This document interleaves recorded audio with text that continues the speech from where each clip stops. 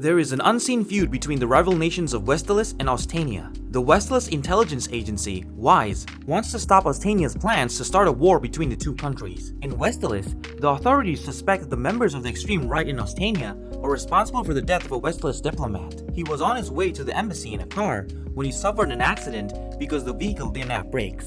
The Westalis authorities need to investigate a high-level politician from Ostania named Donovan Desmond and devised a mission called Operation Strix. To carry out this mission, they signed their #1 secret agent, codenamed Twilight. He's also known as the Man with 100 Faces thanks to his extraordinary abilities and disguises. He has stood out for efficiently fulfilling the jobs assigned to him and is considered the best agent in all of Westalis. Operation Strix, according to what they explained to Twilight, consists of approaching Donovan Desmond and finding out his plans against Westalis. However, Donovan is a highly private man who rarely makes public appearances. Therefore, to achieve his goal, Twilight is required to start a family with a child in a week. This is because Donovan only attends social events at his son's school. Since this may be his only chance, Twilight must enroll his supposed child at this prestigious Eden Academy in Ostania within a week's time. For his mission, Twilight travels to Berlint, Ostania's capital, and adopts the identity of Loid Forger, a psychiatrist. There, he looks for an apartment to establish himself with his fake family, ensuring that the place doesn't have microphones or cameras nearby and that it has clear escape routes. Once settled in his new apartment, Twilight begins searching for a child to adopt and start his plan. Twilight visits a shady orphanage to adopt a child without papers or requirements. There, the site manager tells him that he can take any child of his choice, to which Twilight replies that he needs one who knows how to read and write and is around 6 years old.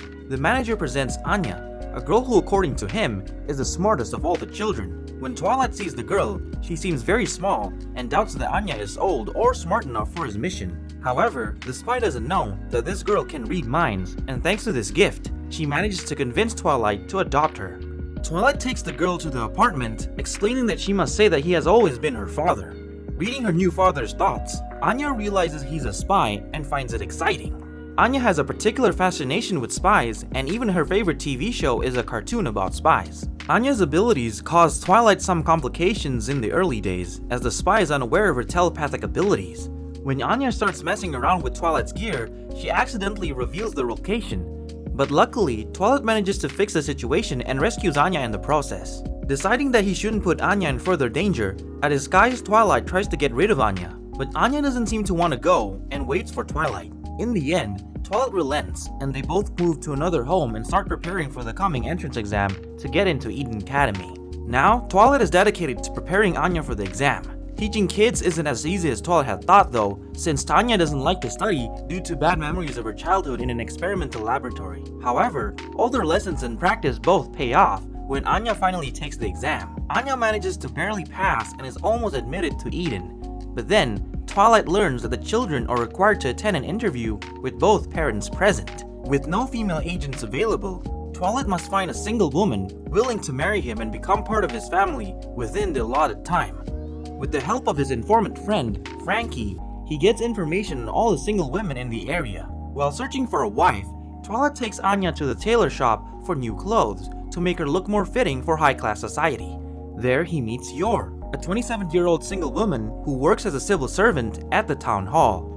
Anya reads Yor's thoughts and discovers she's actually an assassin nicknamed the Thorn Princess for her employers. Yor worries that her co-workers will find her suspicious because she's living alone considering her age without any spouse or lover. Yor asks Twilight to pretend to be her boyfriend at a party hosted by her co-workers to save face. He accepts, but on condition that Yor pretends to be Anya's mother for the interview. On the day of the party, Twilight is suddenly assigned on a spy mission due to the lack of operatives in the organization. Yor, who is already waiting for Twilight, thinks she was tricked and leaves to go to the party alone. After successfully completing the mission, Twilight arrives at the party late and accidentally introduces himself as Yor's husband.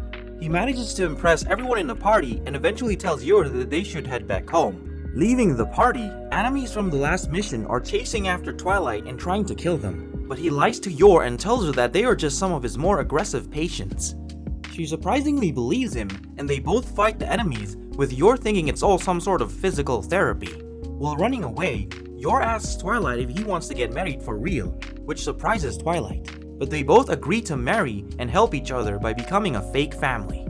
The Eden Academy is the most prestigious school in the country, so they're very strict and demanding regarding their applicants. For this reason, Twilight tries to prepare Anya and Yor so that the interview goes perfectly and Anya is accepted. To do this, Twilight takes them to the opera and museum in hopes of teaching them about the behavior and manners of cultured and refined people. When the day arrives, they all go to the academy for the interview. During the interview, Henderson, the housemaster, admires the elegance of the forgers. However, one of the interviewers asks Anya a question that makes her cry. This made both Yor and Twilight surprisingly upset. All of them storm off the academy, citing their disappointment in the school. After the incident, Twilight worries about whether Anya will be admitted to Eden Academy or not. On the day of the interview results, the family goes to Eden Academy again to see if Anya has been admitted. Unfortunately, she doesn't appear on the accepted list. However, because the housemaster was impressed by the family, Anya is actually placed first on the waiting list, in case any approved student withdraws their application. Thanks to this, Anya is later admitted to the prestigious Eden Academy, to the relief of everyone. Twilight later meets with Sylvia, his handler at their organization, who explains the school system that exists in Eden. There's a group of honor students called Imperial Scholars, and Twilight needs Anya to become an Imperial Scholar so he can participate in the same social gatherings as Donovan. To achieve this, Anya must accumulate 8 medals of honor called Stella, obtained with excellent grades or contributions to the society. While earning Stellas, Anya must avoid receiving a tornitro, which is a demerit that represents misbehavior and poor school performance. Any student receiving 8 tornitros is immediately expelled. Anya begins her first day at Eden Academy. Twilight has already prepared everything for the girl to be assigned to the same class as Donovan's son. Twilight is hopeful that the two kids will become friends, but Damien, Donovan's son, turns out to be a cocky and arrogant boy. Damien and his friends make fun of Anya several times until she can't stand it and punches him in the face. The aggression causes her to be given her first tonitro. After hearing about the incident, Twilight asks Anya to apologize to Damien the next school day. Anya tries several times to apologize to the boy, but her new friend Becky stops her every time. Finally, she manages to apologize to Damien, who ironically starts having feelings for her. Still, he doesn't accept the apology because his pride prevents him from doing so. Seeing that the plan to get Anya and Damien to become friends is virtually impossible, Twilight switches focus on teaching Anya instead and making her excel to become an Imperial Scholar. But Anya feels a lot of pressure on her, so Yor advises Twilight to relax and be more patient with the girl. Twilight meets Sylvia again, who warns him to beware of Ostania's counterintelligence team, as they may be watching him. At her work, Yor hears that Yuri, her younger brother, is coming to visit her. Like Yor, Yuri has a secret that he hasn't told his sister. He's actually a member of the Ostanian secret police. He hasn't told Yor about this because he doesn't want her to worry. Yuri visits his sister to meet her new husband. He's very jealous and takes extreme care of his sister, so he wants to know who Loid is and if he actually loves Yor. While talking with Yuri, Twilight begins suspecting that Yuri works for the Ostanian secret police, who are a threat to Twilight. Getting drunk, Yuri still has doubts that Yor and Loid are a couple, since his sister never mentioned him and that they were already married. So to clear up their suspicions, Yuri demands that they prove their love by kissing. Yor, who has never kissed a man before, feels very nervous, but when her brother insists, she reaches out to kiss Twilight. However, before they can do so, her brother stops her, saying he can't bear to see them kiss after all. After the test, Yuri decides to leave, but not before he threatens Loid, saying that he's capable of getting him executed if he makes his sister cry. These words from Yuri worry Twilight and make him suspect that Yor is actually tricking him into discovering his identity and handing him over to the secret police. To see if his new suspicions about Yor are true, Twilight attaches a small microphone to her shirt collar to listen in on her conversations during the day. In her chatters, Yor states that she doesn't feel like a good wife and wants to ask her co-workers for advice on how to improve. Despite finding no incriminating evidence against Yor, Twilight still doubts Yor's true intentions. Therefore, with the help of Frankie, Twilight disguises himself as a secret police officer to interrogate Yor. He plans to find out if she knows that her brother is a member of the secret police. However, during the interrogation, he realizes that she doesn't know the truth about her brother, so he puts his suspicions behind him. It's been a while and Anya still hasn't gotten a Stella yet. She's also not doing well academically. This worries Twilight, who is told by his organization that she should be able to get 8 Stellas within just 4 months. Realizing that getting Anya a Stella with her scores takes too much time and effort, Twilight needs to find other ways to get Anya a Stella, like community service. Twilight tries to teach Anya about contributing to society by going to the hospital to participate in a volunteer program. At the hospital, they try various tasks, but Anya messes up every time, and the person in charge of the program asks them to leave. While going back, Anya is sad about what happened, but suddenly hears the thoughts of a drowning child.